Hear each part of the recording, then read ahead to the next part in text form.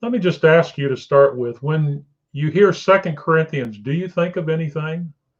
Maybe you think of First Corinthians. Testament book or letter or epistle has a unique message. Yes, it's all from God. Yes, it will harmonize with all the other letters and epistles, but each one is truly a book and has its own message, and Second Corinthians is no exception to that. So I hope at the end of our study in 13 weeks that we'll have a better sense of what this book is about. And if there's not anything that just stands out to you when you hear that, maybe that will be the case at the end of our study. I'm hopeful that it is. So you can see that tonight's lesson has to do with the overview and background, kind of an introductory lesson.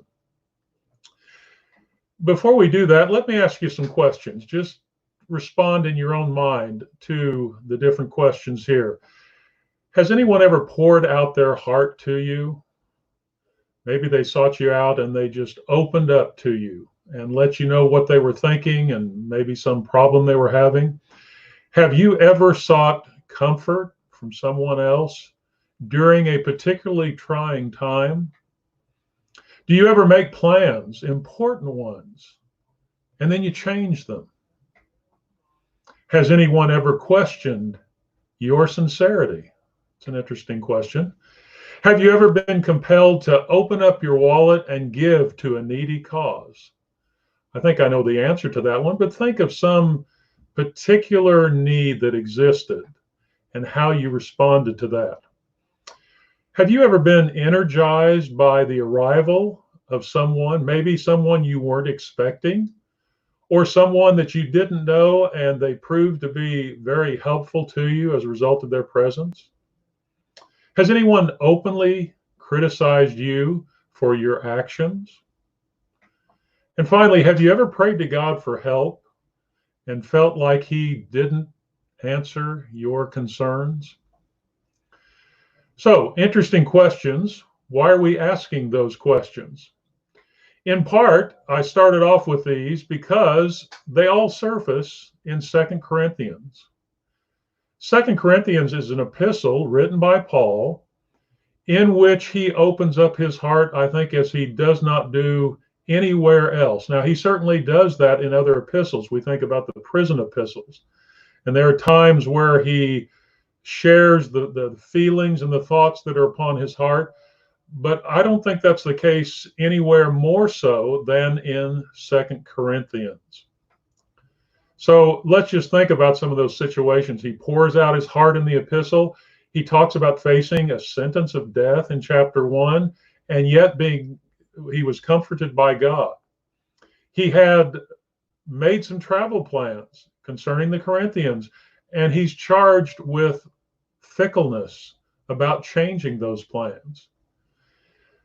It appears that some that had come to Corinth were calling Paul hypocritical, both in terms of his motives and his actions. In chapters 8 and 9, he calls on the Corinthians to dig deep and to give according to those needs that existed elsewhere. In chapter 7, he rejoices and is comforted by the coming of Titus. We'll talk about that a little bit in just a moment. In chapters 10 to 13, it's interesting because throughout those chapters, Paul is almost forced into making a defense of his apostleship. He's almost backed into a corner by some that had come to Corinth and apparently were calling into question whether or not he was a true apostle, or at least they were saying they were more apostle than he was. And you'll recall in chapter 12 that Paul describes asking God about a thorn in the flesh, and he asked God 3 times to remove that thorn. God doesn't remove it. But the end result is a positive one for Paul because he says, I learned that God's grace is sufficient, that there is power in weakness, kind of a paradoxical statement. Some of the great thoughts that I hope we'll be able to explore as we go along in this great epistle. It is a wonderful epistle, and I hope I can do my part in stirring you up and exciting you about a study of each of these chapters. And I'll say again, as I've said before, there is in learning, I think Ray taught us not too long ago in his class, there is the getting of information or facts, that's studying the text, and then we try to get understanding from that, and then make some application. I want all three of those to be a part. I know application is the good part, but we've got to start with learning and knowing the text, knowing a little bit about it. And in that regard, I hope you'll spend some time reading through the text before class. I've emailed out lesson sheets. I don't know how helpful they are. I hope that they are, in at least helping you to prepare for the thoughts that we might be studying as we prepare for each lesson each time. If you have the lesson sheets with you, I hope you have your Bible open to 2 Corinthians. We're going to look at these 3 points. Letter A is an introductory point. Letter B then is the occasion for the epistle. We'll talk very briefly about letter C, the authorship, and letter D, an outline of the book. So we're going to really spend most of our time with this occasion for the epistle. We're going to try to get some sense of what Paul was facing when he wrote the things he did. The Spirit revealed God's will through Paul. But I'm convinced that Paul was feeling the things that he wrote about. He was experiencing these things when he says that he was filled with comfort. I believe that he was. And so both of those things together help us to understand what it is that is revealed by God in his word to us. Let's start with the occasion for the epistle. Where was Paul when he wrote this? What was he doing? What was going on? How did it affect him? Those are questions that we want to try to answer, at least in a brief way tonight. We'll answer those to a fuller extent as we go through each chapter and the entire epistle. Let's notice the circumstances. Paul visited Corinth during his second preaching journey, missionary journey as we call it. Acts 18 and verse 1. I didn't put Acts on there. I should have. Which reads, after this, Paul left Athens and went to Corinth. One of the good things to learn in Bible study are Paul's 3 journeys. They surface in situations like these where knowing what he did on each of his journeys is helpful in understanding his message. On his second journey, Paul began by traveling back to the places he'd been during his first journey. That's where he picked up Timothy, and we noted that in our study of 1st and 2nd Timothy. From that point, he went on up to Troas, where he received this so-called Macedonian vision that called him into Macedonia, into Greece. And so he answered that call. He went to Philippi, he went to Thessalonica, Berea, down to Athens on his own because of persecution in Berea and Thessalonica. Ultimately, he reached the city of Corinth. He spent a period of time in Corinth. So let's just think a little bit about the setting of Corinth, its location and what it looks like. Here is a enlargement of that area of Corinth. And then if we put it on a Google map, this is a modern day map, you see the same shape there. You see the landmass to the north, which is called Macedonia. And then in Bible times, the landmass to the south was called Achaia. In fact, let me get to this enlarged view of that. And you've got Macedonia there to the north, Achaia to the south. So think of yourself as wanting to travel north to south, or even east to west. And you realize that this little isthmus of land that connects these two larger bodies of land becomes very important for travel. That was the case back in the 1st century. Corinth had been a city that had existed in antiquity before the time of Christ, and then it had been destroyed, I believe, by the Romans, and then later it was rebuilt. Maybe I'm wrong about being destroyed by the Romans, but I think it was 144 BC it was destroyed, and then it was rebuilt about 44 BC. And by the time of the 1st century, then it had become, again, an important place. It was more like a Roman colony where it was existed in part for the benefit of Rome. And there were those who had served in the Roman army, for instance, who might have been granted citizenship there in Corinth. But a lot of things we could say about Corinth. We're not going to study that right now. Let me just show you a look at that area. If you were standing on the other side there and had a camera, this is the picture that you would be able to take, looking toward Corinth there. And you'll notice this isthmus of land. I believe that the shortest distance between those two bodies of water was about 6 miles. So that was the area that you might have to traverse if you were coming from the east to the west, say on a ship. At a much later time, a canal was built to join those two bodies of water. But back in Paul's time, the only means they had by which to transport goods by way of a ship from one side to the other was to place it on a device by which they could roll it to the other side, which wouldn't be easy, but maybe easier than going the 200 miles around the southern tip of the land there to get to the other side. So again, you can see its importance. And here is Acrocorinth, that mountain that stood behind the city of Corinth. If you went down to Corinth and look back the other way, then you can see, again, that isthmus that stands between these two land masses, and you see bodies of water on both sides. So it just accentuates the importance of the city of Corinth, and it was very strategic in a lot of ways. Paul stayed there for 18 months, a year and a half. Acts 18:11, he stayed a year and 6 months teaching the word of God among them. What did he do while he was there? Well, he befriended Aquila and Priscilla and made tents with them. Tent making was a laborious type of trade. It was taking, say, animal skins, and then from those being able to fashion tents. It was hard work. But Paul found friends in Aquila and Priscilla, and they became partners in the gospel. We noted that last time. He spent time in Corinth, where there was a synagogue, so there were enough Jews for a synagogue to have been built.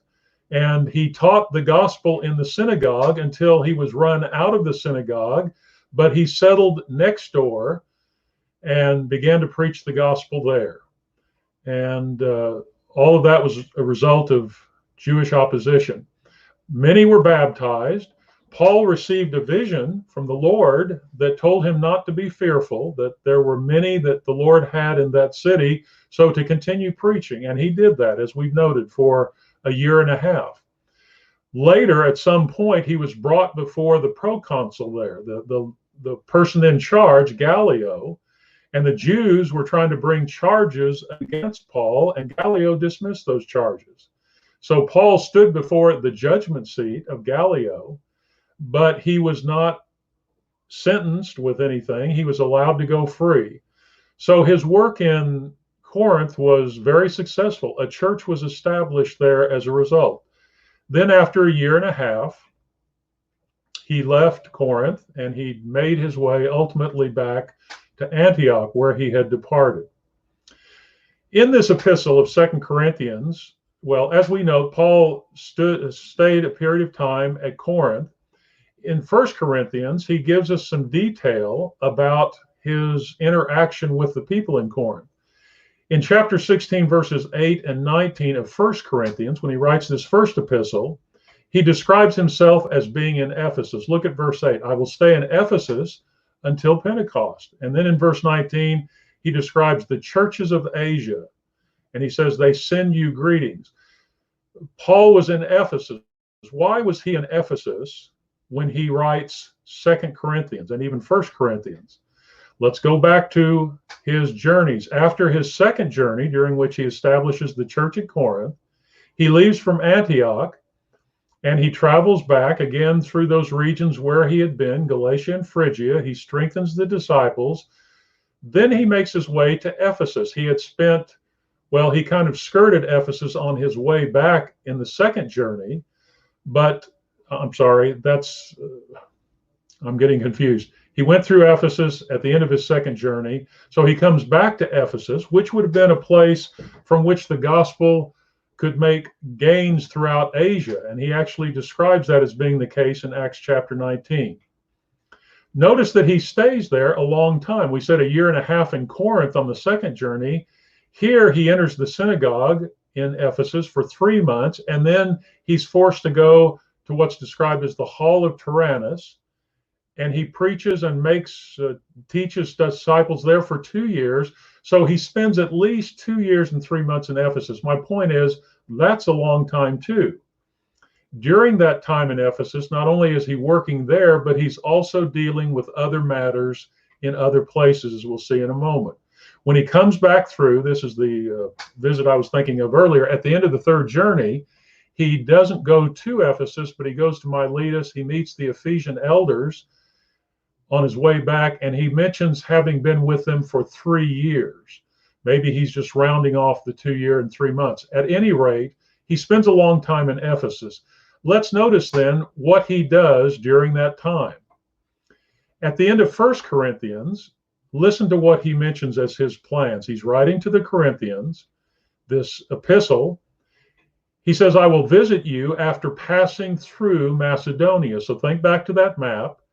He's in Ephesus across from Corinth. He's going to go up to Macedonia, probably through Troas, and then down to Corinth. He says, perhaps I'll stay with you or even spend the winter there. So during his third journey, after spending a lot of time in Ephesus, he wants to go to Corinth. He then adds, verse 8, I will stay in Ephesus until Pentecost.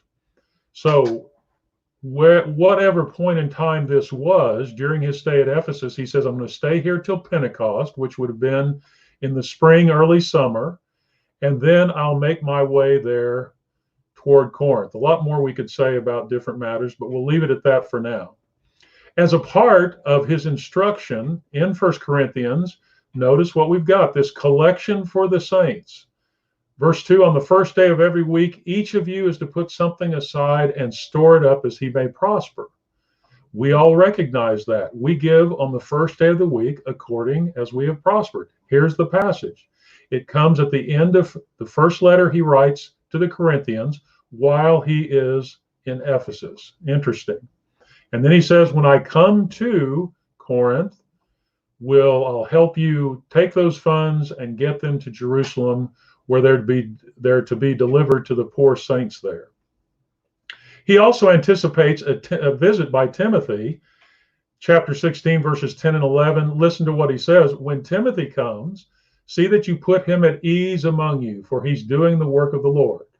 Timothy is planning to come on a visit. It may even be that Timothy delivers this first letter that he writes to them. So notice what we've got in the details at the end of 1 Corinthians. Paul's at Ephesus.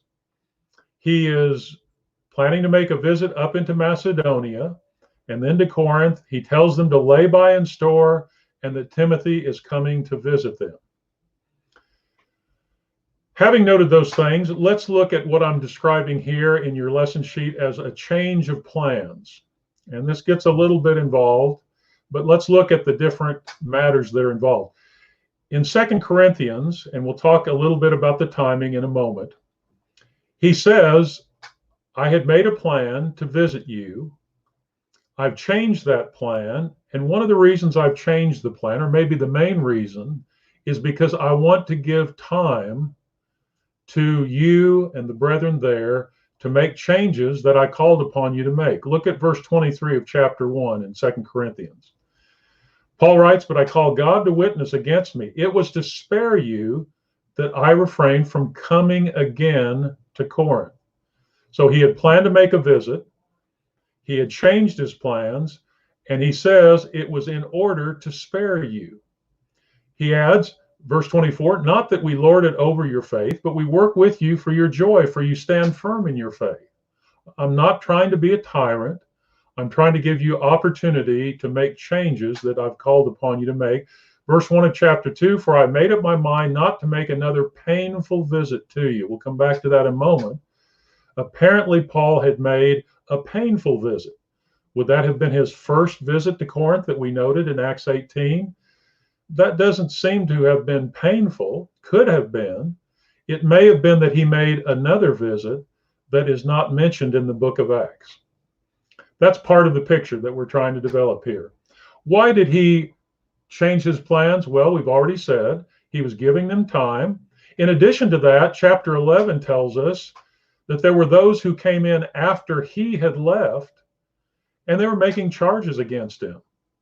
He writes, verse 12, and what am I doing? I will continue to do in order to undermine the claim of those who would like to claim that in their boasted mission, they work on the same terms as we do. For such men, Paul writes, verse 13, are false apostles, deceitful workmen, disguising themselves as apostles of Christ. Another reason for the delay then is that, well, at least because of his departure, in his absence, there are others who had come in and filled this vacuum. He was not there with them, and they were making charges against Paul. Letter B, notice, Paul was also working on a project. He was in Ephesus. He stays there for at least 2 years and 3 months. Yet in the back of his mind, he has in mind a collection for the poor saints in Jerusalem, those who are Jews. He's collecting that from mainly Gentile churches. He writes about that in 2 Corinthians 8, verse 4, begging us earnestly for the favor of taking part in the relief of the saints. When we get to chapter 8, we'll notice that Paul writes to them and says, the Macedonians were able to help, even though they were poor. They wanted to help in this collection for the saints. In chapter 9 and verse 5, he writes, I thought it necessary to urge the brothers to go on ahead to you and arrange in advance for the gift you have promised. At the end of 1 Corinthians, Paul tells the Corinthians to lay by in store so that they have a gift ready. In 2 Corinthians, Paul is exhorting them to finish what they started. That may be another reason that he was delaying his visit before he got there to Corinth. So, several things in mind. He wanted to give them an opportunity to change. False apostles had come in. He was answering charges from them, and he's got a project in mind to collect funds from these churches. A lot that's going on. In 2 Corinthians 8, 16 and 19, he writes about Titus, who we'll say more about in a moment, but he was sending Titus ahead of himself so that Titus could help them get their collection ready and finalized. He writes, but thanks be to God who put into the heart of Titus the same earnest care I have for you, for he not only accepted our appeal, but being himself very earnest, he is going to you of his own accord. Kind of like Timothy. Titus is going to go down there ahead of me, and he's going to help you get things ready. With him, Paul writes, we are sending the brother who's famous among all the churches for his preaching of the gospel. Titus and another brother are going to help the Corinthians complete their giving so that it's ready when Paul arrives during this third journey of his. Let me give you a possible order of events then. Let's just look at the entirety of his involvement with Corinth. During the third journey, as I've mentioned, Paul is in Ephesus for at least 2 years and 3 months. He describes it later as 3 years. At some point, he apparently sends a letter to Corinth, to the Corinthians from Ephesus, in which he warns about having fellowship with those who are immoral. This seems to be in addition to the 2 letters that he writes, because he's writing this when he writes 1 Corinthians. So he's already written this other letter. I wrote to you in my letter not to associate with sexually immoral people. Unless he's talking about the very letter he's writing, he had written a previous letter that we no longer have. That's not a big deal. Paul's simply telling us that he had some correspondence with them.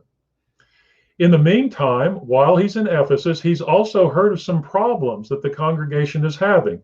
You'll recognize these verses in 1 Corinthians 1, verse 10. I appeal to you that there be no divisions among you, that you be united in the same mind by the same judgment, for it's been reported to me by Chloe's people that there is quarreling. So someone from Chloe, from that household, came to Ephesus, and Paul had found out about the problems in Corinth. In addition to that, as he writes this first Corinthians, possibly a second letter, he says, now concerning the matters about which you wrote.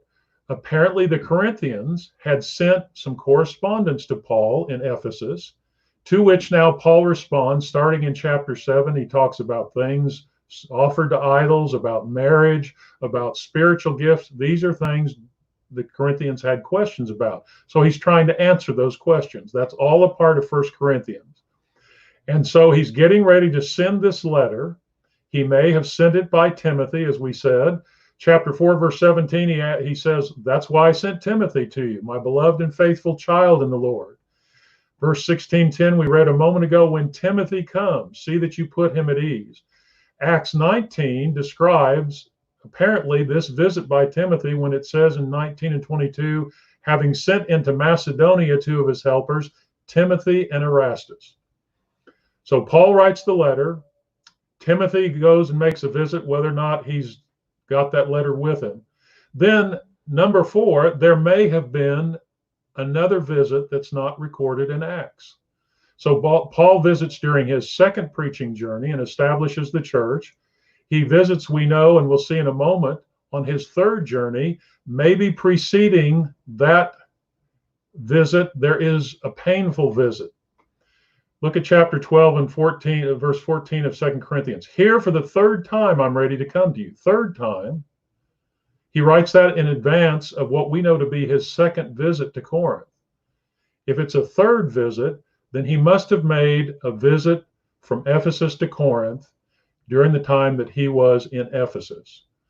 Again, in chapter 13, verse 1, this is the third time I'm coming to you. That's one possibility. Then in chapter 2 and verse 1, we noted a moment ago, I made up my mind not to make another painful visit. So there may be a second visit not recorded in Acts that means there were 3 visits altogether. We'll put all this together in a moment, hopefully to make some sense. So his travel plans was to come to Corinth after having gone through Macedonia. We noted that a moment ago. I'll visit you after passing through Macedonia, and then you can help me on my journey. I hope to spend the winter there.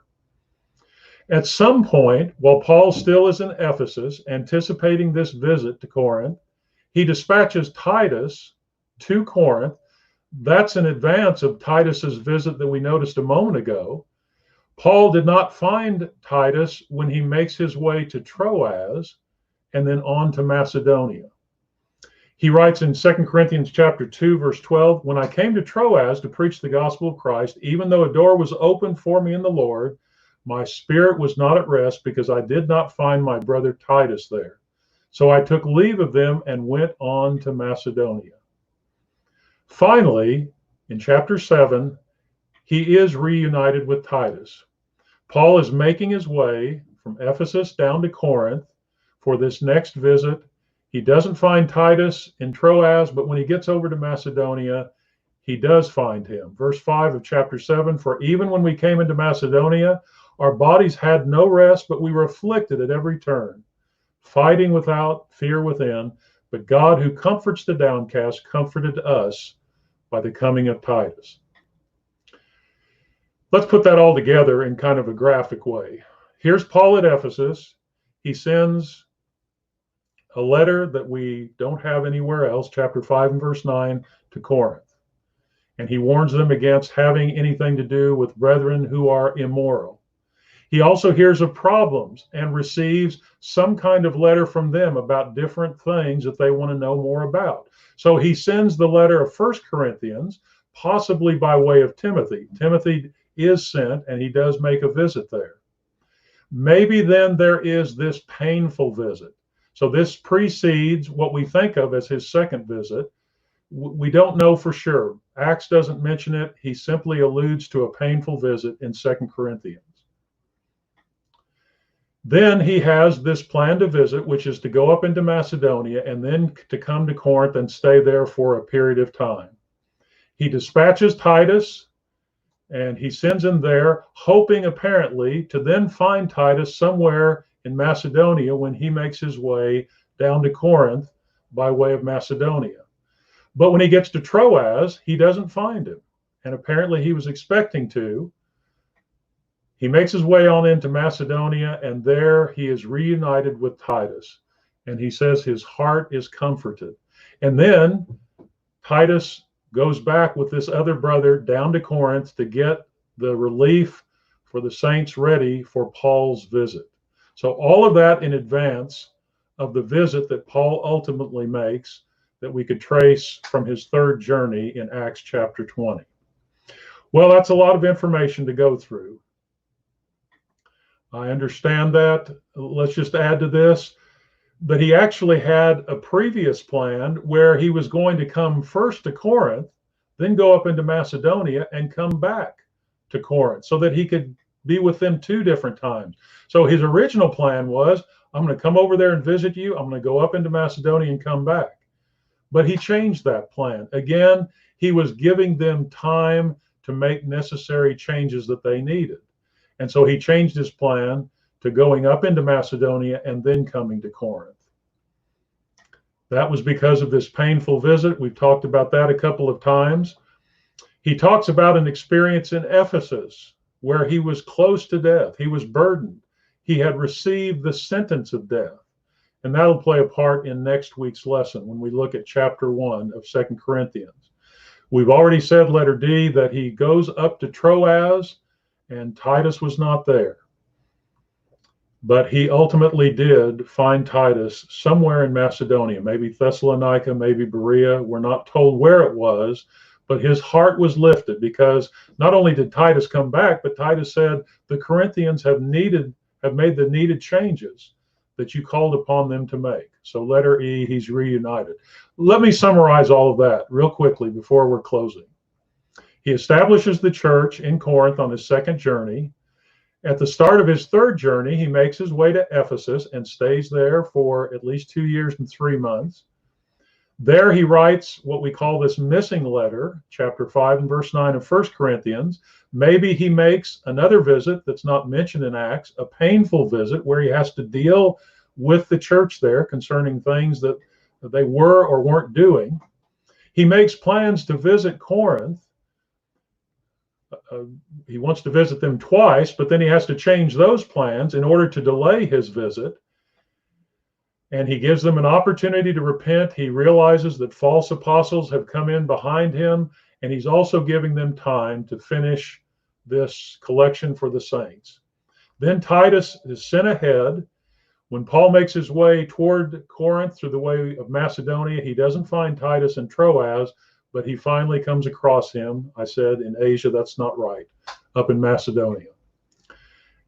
Ultimately, he makes his way to Corinth, Acts chapter 20, and then he returns after that third journey to Jerusalem.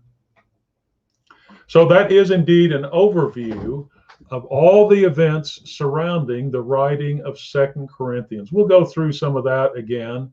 We'll have opportunity to review it and to make some more observations about it, but that's just to give you a basic idea of what's taking place.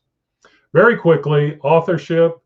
We believe that Paul wrote the epistle. He names himself as its author.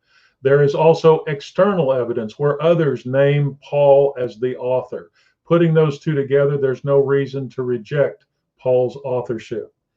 As far as an outline of the book, you have the outline I gave you in the lesson sheet. Chapters 1 to 7, he begins with this explanation of why he had changed his plans. And then he kind of goes off on this tangent about the nature of his ministry as an evangelist.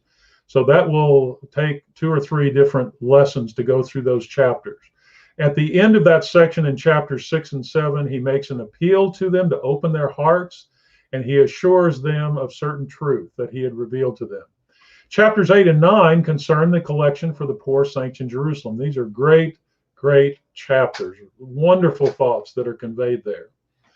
Then in chapters 10 to 13, almost a change of direction. Well, it is a change of direction because of some who were at Corinth trying to put Paul on the defense and trying to discredit him as an apostle. So in those chapters, he has to boast about his apostleship, his credentials. He doesn't like to do that, but he's forced into doing that. And that's an amazing section in which he talks about things connected with his being an apostle. Those are the sections that we'll be looking at. Next time we'll study chapter 1, verses 1 to 11. So only 11 verses, but they are great verses in terms of comfort and things that Paul will have for us. I hope you'll read those verses, look at the lesson sheet, and we will discuss those next time.